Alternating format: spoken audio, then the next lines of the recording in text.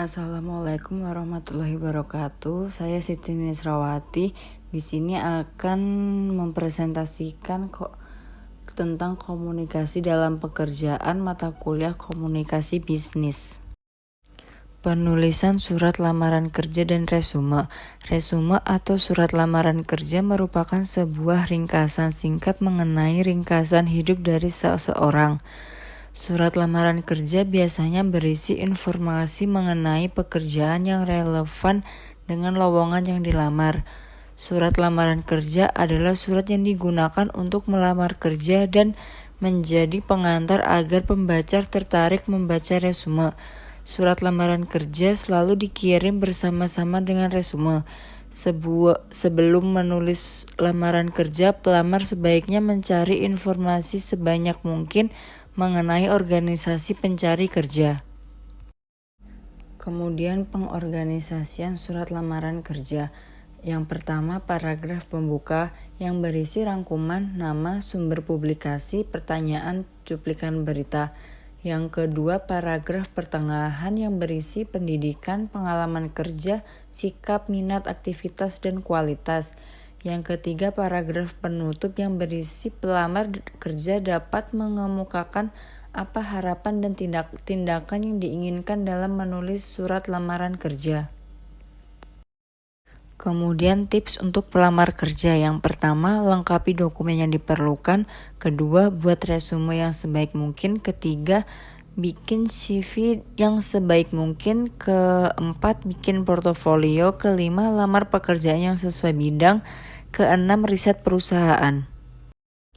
Yang harus dihindari pelamar. Yang pertama, informasi tidak lengkap. Kedua, job description yang tidak akurat. Ketiga, kurang riset. Keempat, satu CV untuk semua lamaran. Kelima, copy dan paste surat lamaran kerja. Keenam, melebih-lebihkan kemampuan. Ketujuh, mencantumkan pengalaman yang kurang relevan. Kemudian penulisan CV. CV adalah salah satu elemen penting dalam mencari pekerjaan karena memberikan gambaran menyeluruh tentang latar belakang dan potensi seorang pelamar. CV biasanya terdiri dari 2 halaman atau lebih dan berisi penjelasan rinci mengenai pengalaman kerja, deskripsi pekerjaan, latar belakang pendidikan, dan prestasi serta pencapaian dalam hal akademis dan profesi. Umumnya, CV ditulis secara kronologis, lengkap dengan deskripsi dari tiap-tiap poinnya karena CV dirancang untuk memberikan penjelasan lengkap mengenai perjalanan karir seseorang. Kemudian wawancara kerja. Wawancara kerja adalah proses seleksi yang digunakan oleh perusahaan untuk membantu menentukan apakah seorang kandidat memiliki pengetahuan, keterampilan, dan kemampuan yang diperlukan untuk melakukan pekerjaan tersebut. Wawancara kerja juga dapat digunakan untuk melihat apakah ada kecocokan antara pelamar dan perusahaan dari sudut pandang budaya dan nilai-nilai. Tujuan wawancara kerja yang pertama, seleksi karyawan yang tepat. Kedua, mengurangi risiko kesalahan rekrut. Ketiga, mengidentifikasi potensi karyawan berkinerja tinggi. Keempat, menggali informasi yang lebih mendalam. Kelima, mengomunikasikan harapan dan budaya perusahaan. Kemudian persiapan wawancara kerja. Yang pertama, mencari tahu tentang posisi dan job description yang dilamar. Kedua, mempelajari profil perusahaan. Ketiga, latihan wawancara kerja. Keempat, menyiapkan pakaian sesuai.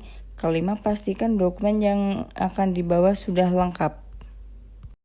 Kemudian pertanyaan dalam wawancara kerja ada yang pertama, apa yang kamu ketahui mengenai perusahaan? Kedua, apa rencana kamu 5 tahun ke depan? Ketiga, ceritakan tentang diri kamu. Keempat, mengapa kamu melamar di posisi ini? Kelima, apa kelebihan dan kekurangan kamu? Keenam, apa yang membuat Anda resign dari pekerjaan sebelumnya? Keenam, kenapa kamu tertarik melamar di perusahaan ini? Sekian dari presentasi saya. Bila ada salah kata, mohon maaf. Terima kasih. Waalaikumsalam warahmatullahi wabarakatuh.